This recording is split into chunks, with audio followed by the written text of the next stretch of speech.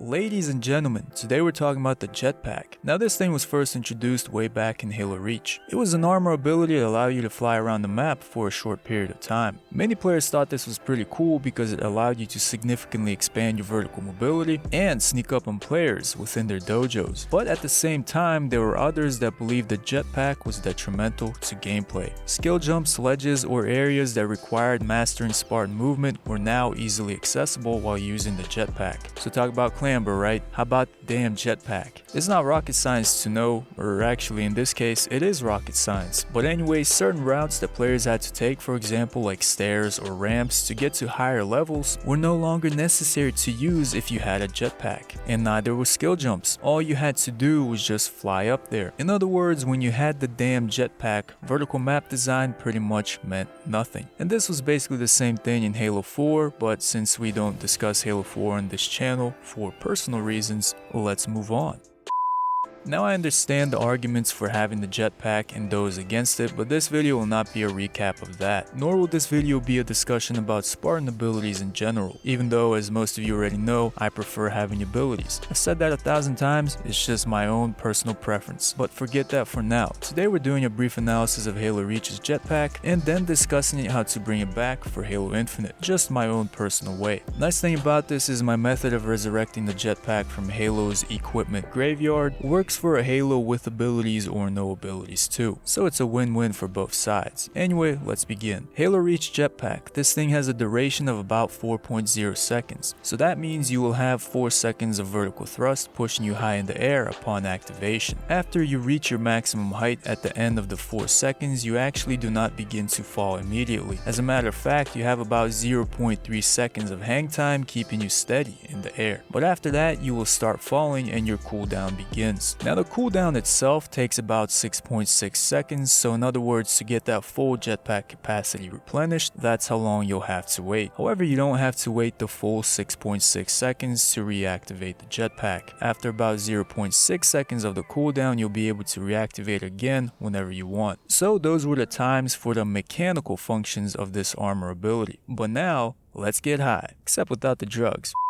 Anyway, let's see how high we can fly. Now I thought about how I could best demonstrate this and have you guys better visualize the height differences, because believe it or not, the jetpack can reach different altitudes, and we're going to see that. So the tests are going to be done on this section of the map, Boardwalk, and we're going to use this area and the streetlight as reference points. If you are stationary with your feet on the ground and you activate the jetpack, you will fly up to this max point. So just hold the activation button and fly straight up. Now if you jump into the air and then activate the jetpack towards the highest point of the jump, you will fly all the way up here. And clearly this is much higher than simply activating the jetpack, so jumping and then pressing the activation button gives you an extra boost. And finally, we'll look at the grenade boosted activation. Essentially it works like classic grenade jumping, so if you're familiar with that, you'll be good. Throw a grenade at your feet, jump into the air, and then activate your jetpack, and the explosion will give you an insane vertical boost.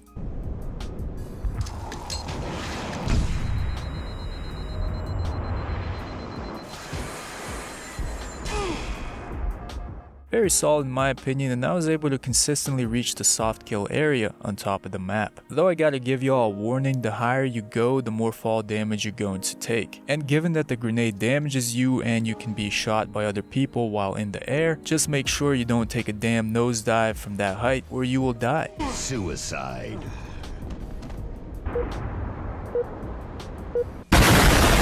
And that's pretty much it, simple and straightforward. So now I want to move on and talk about how to bring the jetpack back in Halo Infinite. Now in terms of overall mechanics and function, I think the jetpack should build on what was established in Halo Reach, and not the garbage in Halo 4. Maybe readjust some things like maximum height, flight duration, and cooldowns, but for the most part I like the way it was balanced. Maximum flight height could be slightly decreased, but don't make it like in Halo 4 where it's just trash. Moving on, let's highlight something else else that I think can be improved, and that is jetpack responsiveness. And this is basically how reactive the jetpack is when you press the activate button. Not gonna lie, in Halo Reach the jetpack seems a bit sluggish and weighted. It has this slow start that makes me feel like a damn turtle in the air, which I didn't even know that was possible, but it's just weird. So what I would do is make it more responsive. In other words, give it faster activation and reaction to player input. And the best way I can explain what I mean is just by showing you what I mean. So let's hop on Destiny 2 yet again. So in Destiny, Titans pretty much come equipped with a sort of jetpack, allowing them to attain higher altitudes on jumps, and this is broken up into a high lift, catapult lift, and strafe lift option. For this video though, we're going to be using high lift, but also pairing that with the exotic leg armor called Lion Rampant, which enhances aerial mobility. Now if you have a chance to try this out for yourself, definitely give it a go. It's actually pretty awesome in my opinion, but this is basically how I want the jetpack to feel in Halo Infinite. It should be responsive and smooth like the way the Titan is boosting and flying around right now. That sluggish movement in Halo Reach needs to be reworked, and the aerial mobility needs to be much more of a fluid motion. In other words, I'm talking about more floaty movement with strong directional control. Then you can capture the entirety of the concept, float like a butterfly but sting like a bee. Now think about it, floating around, shooting mofos below you, pissing people off. Hell yeah, that's what I would go for if the jetpack was to return. Nah, I'm just kidding.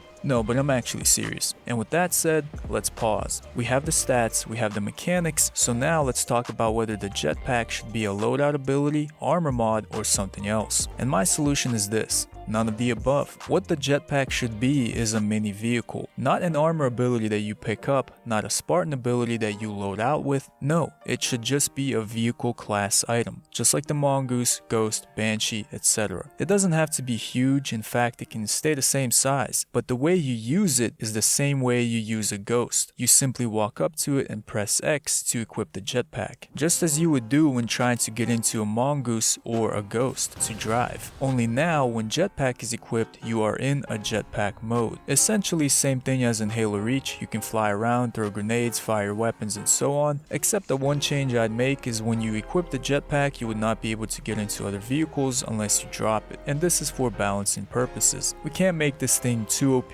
gotta have some trade-offs, and one of them is you can't use other vehicles while the jetpack is equipped. But also building on that, I'd make it so the jetpack would take damage just like the other vehicles in the game. So just like you can damage a Banshee or a Ghost, you'd be able to damage a jetpack until it explodes. Maybe even killing the enemy player using it from the explosion, or causing a small area of effect damage. Kinda like a mini explosion, right? Going off due to the fuel tanks exploding, something like that. Furthermore, I'd also make the jetpack have a weak spot where precision shots would be more deadly and do more damage to it getting closer to the explosion.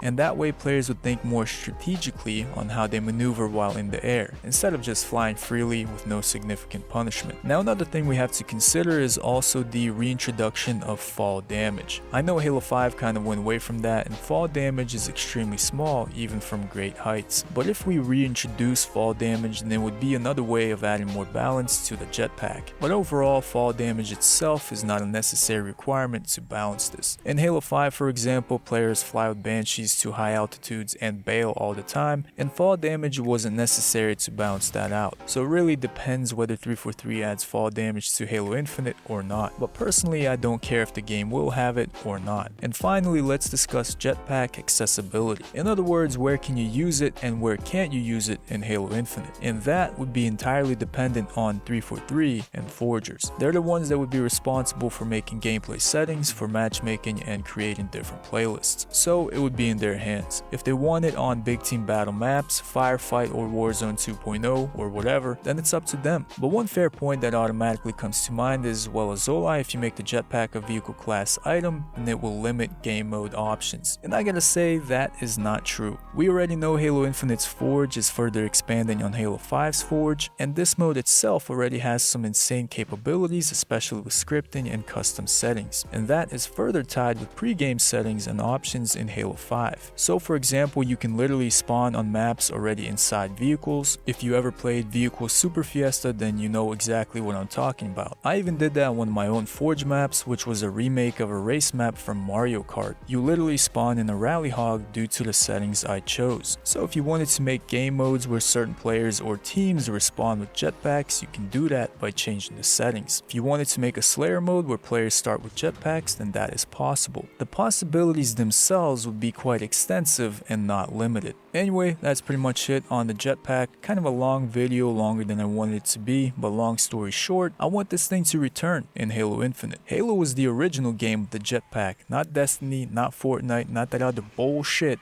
Halo. Actually, I don't know what the game was that had the jetpack first, but I don't care. I like the jetpack. This thing should be brought back. Do I think 343 will bring it back? Possibly, but we'll have to wait and find out later. Maybe in a year, maybe 2 years, maybe 3 years. My god. Overall, I do think it's a very nice gadget and can be an extremely fun gameplay tool if balanced properly. So hopefully if the jetpack does return, 343 makes it fit in the sandbox nicely. Alright boys, that's gonna be it for this one, so as always, thank you for watching and until next time.